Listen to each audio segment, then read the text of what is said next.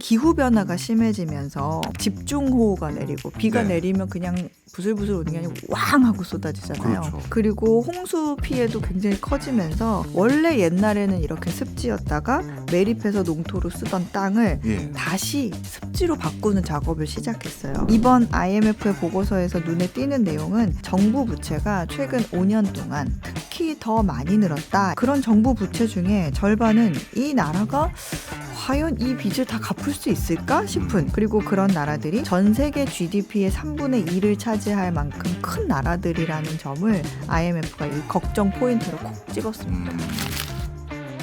최근 지구촌 소식 만나보는 글로벌 리포트 시간입니다.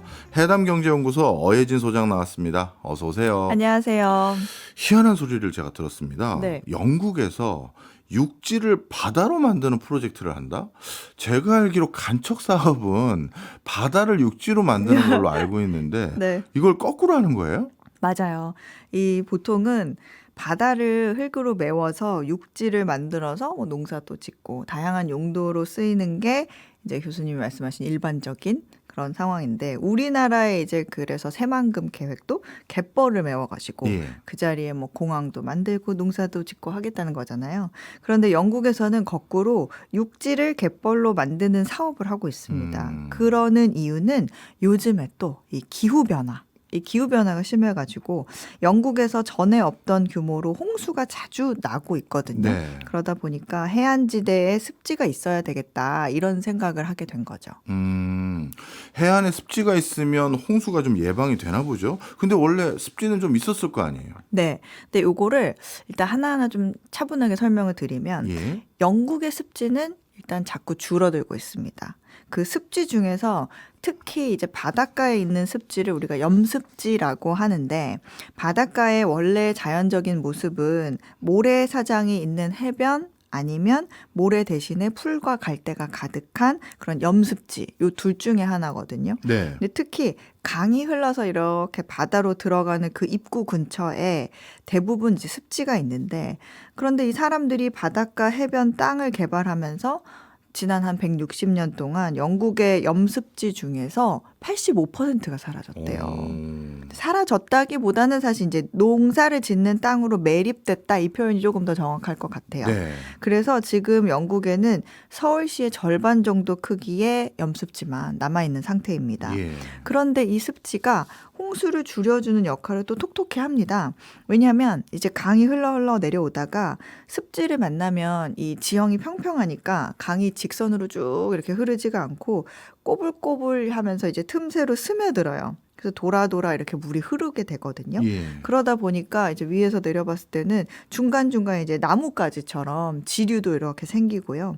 그래서 습지를 만나면 강줄기가 마치 우리 몸의 그 모세혈관처럼 여기저기로 쫙 이렇게 퍼지면서 전체적으로 봤을 때는 강의 길이가 이렇게 쭉 길어집니다.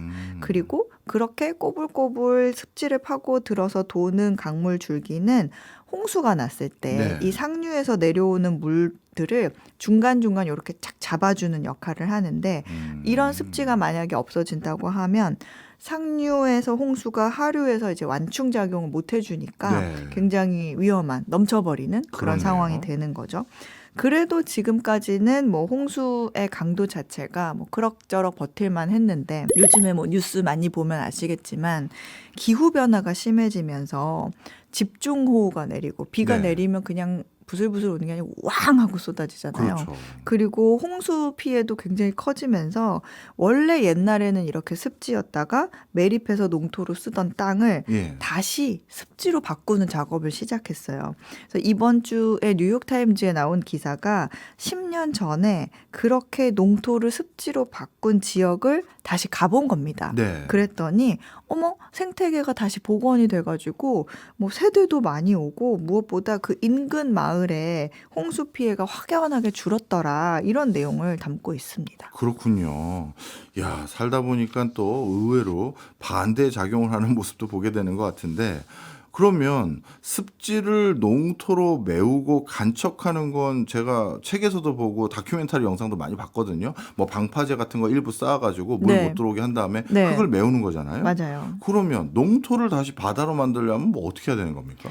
일단은 그 농토와 습지의 차이가 예. 이 사이사이에 모세혈관 같은 강줄기가 있느냐 예. 아니면은 건조한 흙으로만 가득하느냐 요 차이거든요. 예. 근데 원래 습지에 있던 강줄기를 메운 게 농토니까 다시 습지로 바꾸려면 그 해안가 간척지에 원래 있던 강줄기를 조금 인공적으로 만들어주고 거기에 물이 흐르도록 해주면 되는 거예요.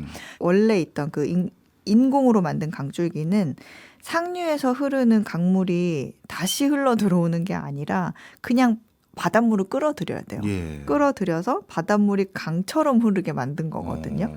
그래서 이름이 결국은 염습지. 예. 네. 이렇듯 물이 다시 흐르게 만드는 거는 사실 어렵지는 않아요. 바닷물이 들어오지 말라고 쌓은 그 방파제 일부를 좀 헐어주기만 네. 하면 들어오니까 물이 쫙 안으로 들어오면서 그러니까 대강 미리 파가지고 만들어 놓은 강줄기를 따라서 바닷물이 흐르면 이제 염습지가 완성이 되는 겁니다. 그러면 이게 원래는 이렇게 농토로 일부러 만들기 위해서 땅을 더 메우고 해서 사용하려고 이렇게 했었을 텐데 다시 염습지로 바뀌어버리면 이 땅은 이제 농사 지을 수도 없고 그냥 뭐 어떻게 보면 홍수는 좀 예방할진 모르겠습니다만 땅은 그냥 쓸모 없어지는 거 아닌가요? 그거는 아니고요. 예. 우리가 이제 풀밭에서 주로 뭐 어떤 걸 할 수 있을까요? 방목? 그쵸. 뭐 소를 기르거나. 예. 근데 이렇게 복원한 염습지에서 소를 기르면요. 네. 장점과 단점이 하나씩은 있는데 예. 장점이 뭐냐면 소를 넓은 들판에 풀어놓고 마음껏 이제 공짜 풀을 뜯어 먹을 수 있게 할 수 있다. 이런 거고요. 단점은 아무래도 습지이다 보니까 땅이 좀 축축할 거 아니에요. 예. 근데 이제 문제는 소들이 또 축축한 땅을 싫어한대요. 예. 그래서 이제 마른 땅들을 이제 찾아다니면서 소를 방목하는 장소로 이제 쓰이고 있습니다. 이런 움직임은 그냥 좀 뭔가 낭만적인 자연 보호 운동 차원에서가 아니라 홍수 피해가 정말 요즘에 피부로 와닿고 있기 때문에 어쩔 수 없이 해야 하고 좀 서둘러서 해야 하는 사업이 되고 있는데요. 네. 지난달에 중부 유럽에서도 폭우가 쏟아져서 뭐 6개월치 비가 하루 만에 쏟아졌다 이런 기사 있었거든요. 네. 그래서 수십 명이 사망했던 사고가 있었습니다. 근데 이게 기후 변화로 인해서 북극의 한파를 가둬두는 기류가 약해지면서 북극의 찬 공기가 대량으로 또 유럽에 내려왔고 남쪽의 따뜻한 공기와 이게 만나면서 전례 없는 폭우가 이어졌던 겁니다. 네. 어찌 보면 폭우 피해도 너무 극심해지다 보니까 그걸 대비하기 위한 방책도 굉장히 중요한 이슈가 되다 보니 이렇게 다시 습지로 복원하는 사업을 하는 게 아닌가 이런 생각도 드네요. 자, 다음 소식은 모처럼 특정 국가 소식이 아니라 글로벌 사회 전체에 대한 소식이네요. 네. 올해 기준으로 전 세계 정부 부채 다 합치면 100조 달러를 넘어섰다. 이런 분석이 나왔다고요? 네, 이 국제통화기금 IMF가 최근에 지난 화요일쯤 내놓은 보고서 내용인데 이 100조 달러라는 게 어떤 뭔가 마지노선이 있어가지고 100조가 넘어가면 큰일 나고 뭐 안 넘었다고 아무 일도 안 일어나고 이런 거는 아니거든요. 네. 그냥 전 세계 모든 나라들이 요즘 정부 지출을 늘리면서 정부의 빚이 굉장히 빠르게 늘고 있는 걸 보여주는 어떤 상징적인 숫자다. 이렇게 이해하시면 될 것 같습니다. 예. 이번 IMF의 보고서에서 눈에 띄는 내용은 정부 부채가 최근 5년 동안 특히 더 많이 늘었다. 이런 거거든요. 예. 코로나 때문에 정부가 다양한 방역 예산을 쓰느라고 그렇게 된 건데 이제 걱정되는 대목이 뭐냐면 그런 정부 부채 중에 절반은 이 나라가 과연 이 빚을 다 갚을 수 있을까 싶은 조금 걱정되는 나라의 정부가 끌어들인 부채가 있다는 거죠. 예. 그리고 그런 나라들이 뭐 어디 아프리카의 작은 나라들이 아니라 예. 전 세계 GDP의 3분의 2를 차지할 만큼 큰 나라들이라는 점을 IMF가 이 걱정 포인트로 콕 집었습니다. 네. IMF가 단순히 걱정만 하고 끝낼 기관은 아니잖아요. 네. 이런 진단을 했으면 나름대로 이걸 막기 위해선 여기로 생기는 문제점을 어떻게 보면 차단하기 위해선 어떻게 해라. 이런 권고사항 같은 게 있을 것 같은데 혹시 뭐 내용 나온 게 있을까요? 네, 이 IMF 보고서를 보면 이제 이 문제를 해결하기 위한 IMF 조언이 있었는데 예. 그 조언이 뭐냐면 일단 이렇게 정부 부채가 늘어나면 조만간 더 이상 정부 부채를 못 늘리게 되는 때가 올 거 아니겠어요? 예. 예를 들면 시장에서 정부 부채가 너무 많으니까 이 정부가 이 부채를 좀 못 갚을 것 같은데 라는 생각이 시작되기 시작하면서 정부가 국채를 발행해도 그게 안 팔리는 거죠.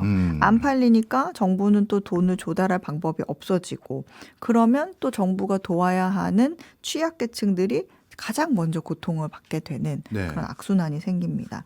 그래서 IMF는 어떤 정부든 부채 위기가 닥쳤을 때 취약계층을 보호하는 정책을 일단 얼른 만들어둬라. 아, 그게 하나가 있었고 또 두 번째는 다행히 요즘 또 금리 인하기를 맞았으니까 네. 그걸 활용해라. 무슨 말이냐면 금리가 내려갈 때는 그래도 사람들이 경제 활동을 하기가 조금 편해지니까 예. 그걸 계기로 정부 지출을 좀 줄이도록 노력을 해야 한다 이런 뜻입니다.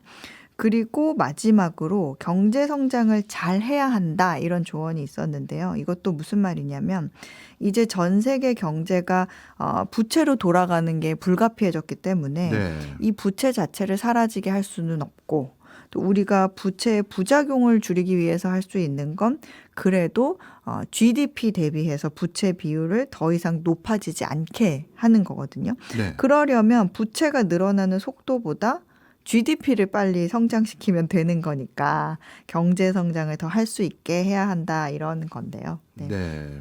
지금 말씀 쭉 듣고 보니까요. IMF에서 권고했던 세 가지 사항들이 있긴 있는데 그런데 쉽게 말해서 부채 더 늘지 않게 관리할 수 있는 대안들을 쭉 얘기해 준 거거든요. 그런데 좀 달리 보면요. 정부가 어느 정도 부채를 좀 같이 껴서 재정 지출을 적정하게 해줘야 국가 경제도 좀 성장도 하고 위기에 불도 끌고 그런 거 아니겠습니까? 사실은 좀 그게 문제예요. 네. 그러니까 그러려면 정부는 또 이 빚을 더 내야 한다 이런 이야기여가지고 예. 정부 부채 문제를 해결하기 위해서는 그 GDP를 높이는 게 필요한데 그러기 위해서는 이 정부 부채를 늘리는 게 또 필요하니까 정부 부채 문제는 결국 해결이 안 되는 이런 악순환이 될 수도 있습니다. 특히 이 최근에는 미국과 중국의 대립으로 미국도 정부가 팔 걷어붙이고 돈을 또 쓰기 시작했고 중국도 경기가 나빠서 정부가 나서기 시작했거든요. 그러니까 그 돈이 다 정부가 부채로 조달해야 되는 돈이라서 정부 부채가 늘어날 수밖에 없는 환경이고요. 네. 또 거기에 유럽 국가들도 러시아와 사이가 또 안 좋아지면서 이제 에너지 수입 비싸게 할 수밖에 없고 방위비도 또 더 지출해야 되기 때문에 예. 유럽 역시 이 정부 부채가 늘어날 수밖에 없습니다. 근데 이런 환경이라서 IMF는 선진국 정부들 보고는 이제 지출 우선순위를 좀 재조정해가지고 네. 재정 지출을 줄이고 또 필요하면 간접세를 더 올려서 세수를 확보해라. 그리고 별 의미 없는 그런 뭔가 관례적인 그런 세금 공제 제도는 좀 없애는 게 좋겠다. 그리고 그럼에도 불구하고 우리가 보니까 영국, 프랑스, 남아공, 이탈리아, 브라질 이렇게 하면 사실은 좀 떠오르는 게 공교롭게도 축구 잘하는 잘하는 나라네. 나라들이거든요. 네, 근데 이 나라들은 또 정부 부채가 줄어들기는커녕 빠르게 늘어날 가능성이 커 보인다. 이런 이야기까지 보고서에 담았는데 예. 이게 새로운 내용은 사실 아니었지만 정부 부채가 지금도 제일 문제고 앞으로도 문제가 크게 되겠구나 하는 결론을 전해주는 뉴스여서 네. 한번 일단 가져와 봤습니다. 네. 나름대로 자꾸 고령화 사회가 진행되고 세수입은 안 들어오고 그러면 정부 부채가 계속 늘어날 수밖에 없는 상황일 것 같은데 네. 여기에 대해 뾰족한 대책은 없는 건가요?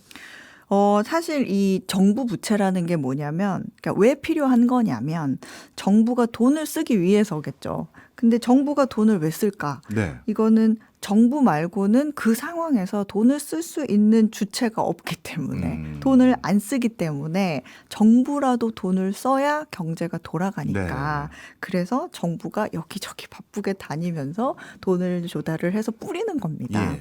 그러면 정부가 돈을 안 써도 될 만큼 개인과 기업이 돈을 쓰면 되지 않냐. 그렇죠. 이런 생각을 또 할 수가 있는데 근데 사실 그게 안 되거든요.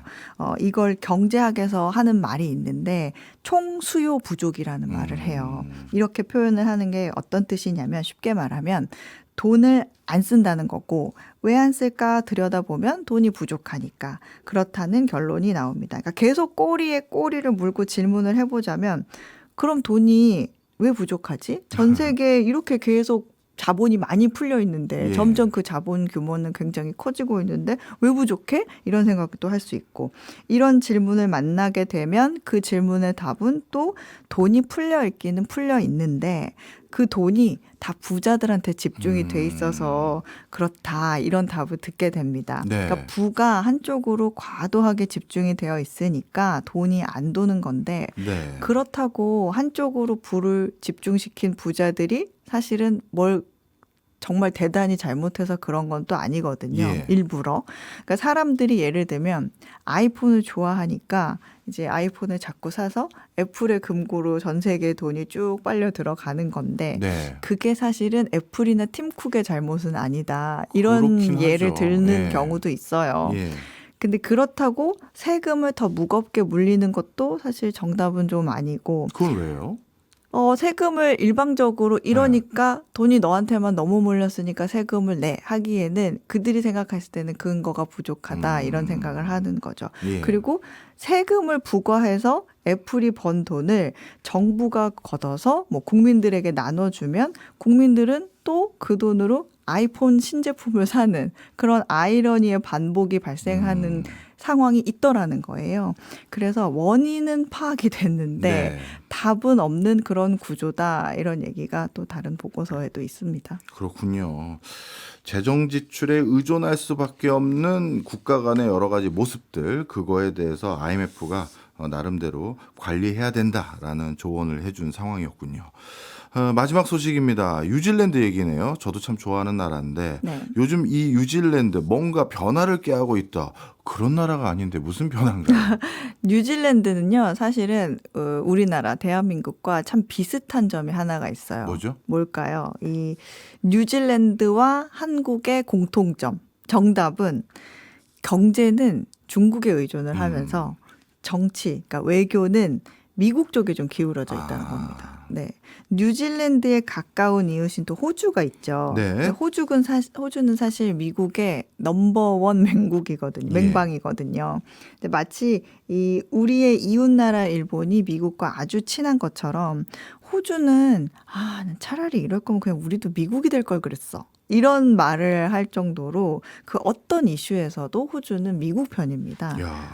그런데 뉴질랜드는 의외로 좀 바로 옆 나라인데 미국과 좀 대면대면한 관계예요. 그래요? 왜 그렇게 됐냐면 예. 1986년에 뉴질랜드가 우리나라 항구에는 핵무기를 실은 배가 정박할 수 없다. 이런 법을 만들었어요. 예. 근데 미국이 그때 뭐라 그랬냐면 야, 우리가 어떤 배에 핵무기가 실렸는지 그거 일일이 확인해 줄 수 없어. 예. 그러니까 그거는 사실 좀 기밀이라서 그러니까 그냥 우리 좀 지나가자. 좀 봐줘. 이렇게 얘기를 했는데 뉴질랜드가 no 하고 안 돼. 이렇게 단칼에 잘라버립니다. 네. 그래서 미국도 그러면 유사시에 우리가 뉴질랜드를 지켜주겠다는 방위 조약도 그럼 깰 거야. 이렇게 하면서 정말 깼어요. 네. 그러니까 그 뒤로 뉴질랜드는 정부가 바뀔 때마다 미국이랑 약간 가까워지는 것 같기도 하다가 또 멀어지는 것 같기도 하다가 그러면서 중국이랑 친한 나라인지 미국이랑 친한 나라인지 종종 이렇게 헷갈리는 상황이 되어버렸습니다. 그런데 그랬던 뉴질랜드가 네. 요즘에 다시 서방 국가들과 친해지려고 하고 있어요. 중국이 미국과 적대적인 관계가 되면서 뉴질랜드도 미국이냐 중국이냐 둘 중 하나를 선택해야 되는 상황을 맞게 된 건데요. 네. 이렇게 하면 좀 남의 얘기 같지는 않죠. 그렇죠. 근데 뉴질랜드는 이제 미국 쪽에 줄을 서면서 국방력을 강화하는 쪽으로 선택을 한 것 같습니다. 요즘 이슈가 뭐냐면 그래서 미국, 영국, 호주 이렇게 세 나라가 맺은 군사 동맹 오커스에 뉴질랜드도 끼워주는 쪽으로 이야기가 되고 있어요. 네.